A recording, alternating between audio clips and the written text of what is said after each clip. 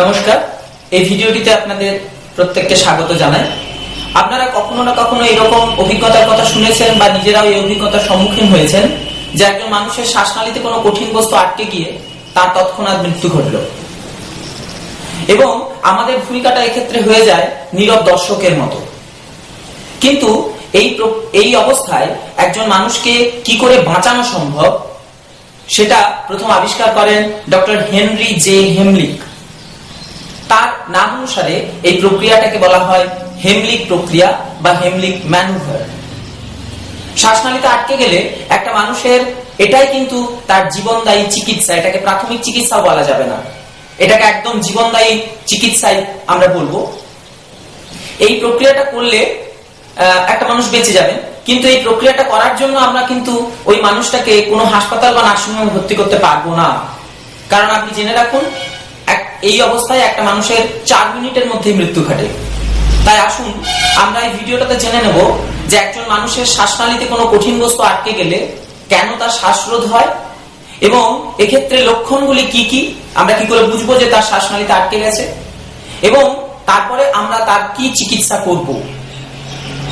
আবার বলে রাখি, এই চিকিৎসা করার জন্য কিন্তু আমাদের খুব বড় ডাক্তারি ডিগ্রির দরকার নেই। একজন সাধারণ মানুষ হিসাবে খুব অল্প কয়েকটা তথ্য এবং পদ্ধতিটা একটু জানা থাকলে আমি কিন্তু আমার চোখের সামনে ঘটে যাওয়া একটা মৃত্যুকে একেবারে আটকে দিতে পারবো। আসুন আমরা এই ভিডিওটিতে হেমলিক ম্যানুভার সম্বন্ধে জানি, এবং আরো বলে রাখি এই প্রক্রিয়াটা শুধুমাত্র অন্যের উপর নয়, আমার শ্বাসনালীতে কিছু আটকে গেলেও আমি আমার জীবনেও কিন্তু আমার উপরেও এটা প্রয়োগ করতে পারি। আমরা শুরু করছি কয়েকটা অভিজ্ঞতা দিয়ে। প্রথমে দেখাবো আমার জীবনে এই অভিজ্ঞতা কি কাজে লাগে। সেই দিনের ঘটনা আজও মনে পড়ে। 2012 সালের ফেব্রুয়ারি মাস, আমি ক্লাস 4-এ ক্লাস নিচ্ছি। আমার সামনে কতগুলো ছেলে মেয়ে দাঁড়িয়ে আছে। আমাদের স্কুলে একটা সাংস্কৃতিক অনুষ্ঠানের রিহার্সাল চলছে।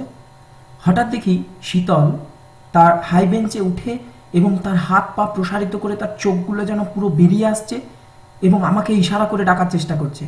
হঠাৎ দেখি আমি হতভম্ব হয়ে যাই, আরে ওই রকম করছে কেন শীতল? এবং ঘটনাক্রমে অশুভ বিশুভ পত্রিকার 63 সংখ্যায় গলায় কিছু আটকালে কি করবেন বলে একটা লেখা আমার পড়া ছিল। আমার মনে হয়, আরে শীতলের গলায় কিছু আটকে যায়নি তো। এবং সেই লেখায় প্রাণ রক্ষায় এক্ষেত্রে হেমলিক কৌশল আমি প্রয়োগ করি শীতলের ওপর।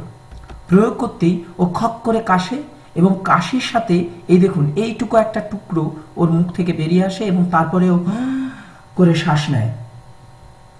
তাহলে কখন ও কেন খাবার ও অন্য দ্রব্যে শ্বাসরোধ হয়, কি ঘটে গলার ভেতর, আসুন আমরা দেখে।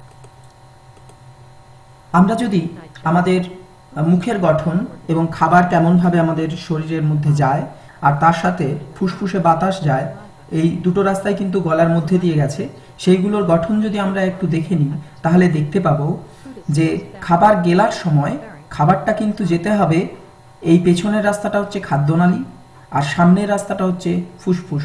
খাবারকে যেতে হবে কিন্তু খাদ্যনালী দিয়ে। আবার দেখুন নাক এবং মুখ দুদিক থেকে আমরা বাতাস নিতে পারি। যখন আমরা বাতাস টানি তখন সেই বাতাস কিন্তু যায় এই সামনের রাস্তাটা, যেটা ফুসফুসে গিয়ে পৌঁছচ্ছে। খাবারকে যেতে হবে পিছনের রাস্তায়, বাতাস যেতে পারে কিন্তু সামনের রাস্তায়। তাহলে খাবার যাতে সামনের রাস্তায় না যায় সেই জন্য এই দেখুন এপিগ্লটিস বলে একটা মাংসল পিণ্ড আছে, যে মাংসল পিণ্ড কোনো শক্ত বস্তুর সংস্পর্শে এলে সাথে সাথে আমাদের শ্বাসনালী যাওয়ার রাস্তাটাকে বন্ধ করে দেয়। তো এই সুন্দর প্রক্রিয়াটা কখন ব্যাহত হতে পারে না, যদি মনে করুন আমি মুখ দিয়ে করে কিছু বাতাস টানছি, সেই বাতাসের সাথে কোনো শক্ত বস্তু বা কোনো খাবারের টুকরো উড়ে আসছে, ভেসে আসছে, সেই সময় কিন্তু এপিগ্লটিস আমার সামনের ফুসফুসের রাস্তাটাকে বন্ধ করতে পারবে না। এবারে ফুসফুসের রাস্তা হয়ে শক্ত বস্তুটা ঢুকে গেলেই, এই শ্বাসনালীতে ঢুকে গেলেই এই জায়গার মাংসপিণ্ড কিন্তু একবারে পুরোপুরি বন্ধ হয়ে যাবে, কারণ শরীরের এটা নিজস্ব প্রতিক্রিয়া, এবং তখনই ঘটে শ্বাসরোধ। এবার আমার কাজটা হবে তখন, বা কোনো উদ্ধারকারীর কাজ হবে, এই শ্বাসরোধ হওয়ার আগে ফুসফুসে যে বাতাসটা ছিল সেই বাতাসে জোরে চাপ প্রয়োগ করে সেই বাতাসটা যাতে উল্টো পথে বেরিয়ে আসার সময় ওই আটকে যাওয়া বস্তুটাকে নিয়ে বেরিয়ে আসে, সেইটা করতে হবে। এই প্রক্রিয়াটাকেই বলা হয় হেমলিক কৌশল। সেটা আমরা দেখে নেব। একটা ছোট্ট আমরা ভিডিও দেখে নিই যে আমরা কেমনভাবে ফুসফুসের বাতাসকে ঠেলা দিয়ে কোনো শক্ত জিনিসকে বার করে আনতে। এই বোতলটাতে দেখুন আমরা মুখটাতে একটা ছিপির জায়গাটাতে আমরা একটা কাগজের টুকরোকে আটকে দিলাম। এবার এই কাগজের টুকরোটাকে আমি বার করতে পারি যদি বোতলটাতে হঠাৎ করে আমরা চাপ দিই। এই দেখুন, তাহলে কি হলো, বোতলের বাতাসে হঠাৎ চাপ প্রয়োগ করায় বাতাস এই রাস্তা দিয়ে বেরিয়ে এলো এবং ওই কাগজের টুকরোটাকে সঙ্গে নিয়ে বেরিয়ে এলো। তাহলে হেমলিক প্রকৌশলটাও ঠিক ওইটাই। আমার ফুসফুসের ভেতরে থাকা বাতাসকে জোরে চাপ দিতে হবে যাতে সেই চাপে বাতাস বেরিয়ে আসে এবং আমার গলায় শ্বাসনালীতে যে বস্তুটি আটকে গেছে সেটাকে নিয়েও বেরিয়ে আসে। এবার আমরা দেখে নেব হেমলিক প্রকৌশলটা কেমন।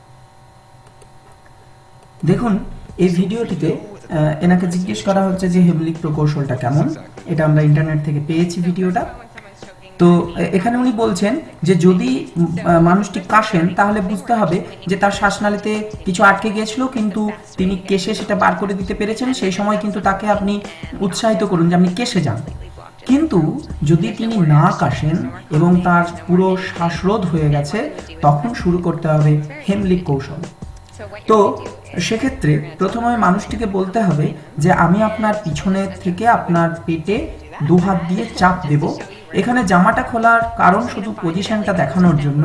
ঠিক নাভিমণ্ডলের কাছে পেছন থেকে জড়িয়ে ধরে একটা হাত মুঠো করে নাভিতে ঠেকিয়ে অন্য হাত দিয়ে ধরে জোরে, প্রচন্ড গায়ের জোরে চাপ দিতে হবে এবং মানুষটিকে তুলে ধরতে হবে। আপনাকে খেয়াল রাখতে হবে, আপনাকে এত জোরে চাপ দিতে হবে যাতে ফুসফুসের বাতাস প্রচন্ড বেগে গলা দিয়ে বেরিয়ে আসে এবং আটকে যাওয়া বস্তুটিকে বার করে দেয়। এটা কিন্তু করে যেতে হবে বেশ কয়েকবার, যতক্ষণ না ওই মানুষটা কাশেন। এবারে মনে রাখতে হবে কাশতে যদি এটা ব্যর্থ হয় তখন আমরা সিপিআর প্রয়োগ করব। সেই বিষয়টা আমরা পরে রাখবো। এবারে আপনাদের বলে রাখি যে এই প্রসঙ্গে জেনে রাখা আমাদের কিভাবে বুঝবেন একজন ব্যক্তির শ্বাসরোধ হয়েছে। শ্বাসরোধ হলে কি ঘটে? দুর্ঘটনাগ্রস্ত ব্যক্তি শ্বাস নিতেও কথা বলতে পারেন না, ফলে অন্যকে নিজের কষ্টের কথা জানাতে পারেন না। শরীরের কোষ ও কলা অক্সিজেন না পেয়ে নীল হতে থাকে। মস্তিষ্কে অক্সিজেন সরবরাহ বন্ধ হয়, ওই ব্যক্তি অচেতন হয়ে পড়েন। তাই এই ভিডিও দেখা বা বিষয়টি জানার পর থেকে দুর্ঘটনাগ্রস্ত ব্যক্তি তার একটা হাত প্রসারিত করে গলার সামনে ধরবেন ঠিক এইভাবে। এর অর্থ আমাকে বাঁচান, আমার দম বন্ধ হয়ে গেছে। আবিষ্কর্তার নাম অনুসারে এই চিহ্নকে বা ইশারাকে বলা হয় হেমলিক কৌশল। আপনার সামনে যদি কেউ এরকম করেন তখন আপনি তাকে জিজ্ঞেস করুন যে আপনার কি শ্বাসরোধ হয়ে গেছে। যদি উনি মাথা নেড়ে উত্তর দেন হ্যাঁ, তাহলে সাথে সাথে হেমলিক প্রকৌশল যেটা দেখলেন সেটা শুরু করুন। আর যদি তিনি ইশারা করতে ব্যর্থ হন তাও শুরু করুন। এ প্রসঙ্গে বলে রাখা দরকার যে যিনি দাঁড়িয়ে আছেন তাকে দাঁড়ানো অবস্থাতেই হেমলিক প্রকৌশল শুরু করতে হবে, যিনি বসে আছেন বসা অবস্থাতেই শুরু করতে হবে এবং যিনি শুয়ে আছেন শোয়া অবস্থাতেই শুরু করতে হবে।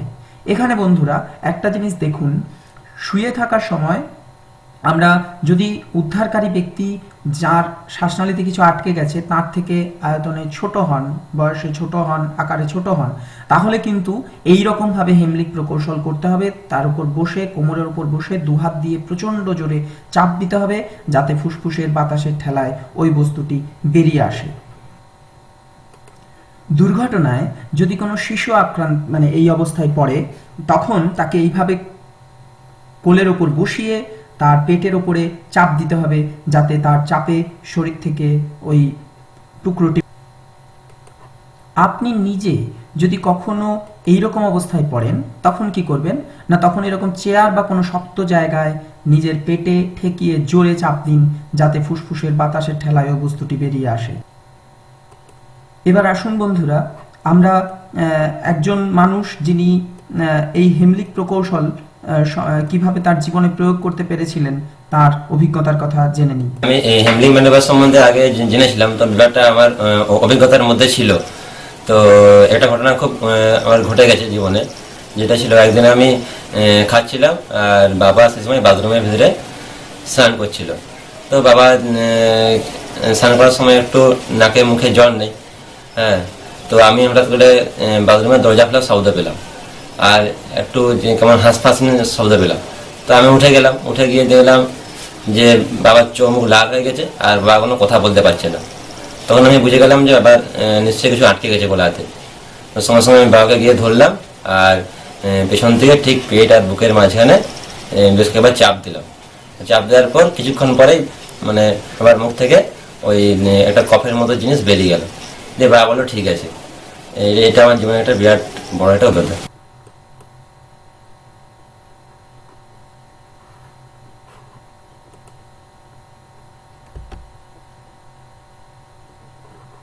তাই বন্ধুরা, আপনারা শুনলেন যে এই হেমলিক প্রকৌশল। তাই আপনাদের অনুরোধ করব স্কুল সিলেবাসে হেমলিক প্রকৌশল অন্তর্ভুক্তির জন্য আপনারা সমস্ত জায়গায় জানান। আপনার জীবনে যতজনকে সম্ভব হেমলিক প্রকৌশল জানান, তা হয়তো আমার, আপনার কিংবা যে কোনো মানুষের জীবন বাঁচাতে পারে। দয়া করে এই ভিডিওটি শেয়ার করুন, সম্ভব হলে ডাউনলোড করে যতজনকে সম্ভব তার কপি দিন। ধন্যবাদ।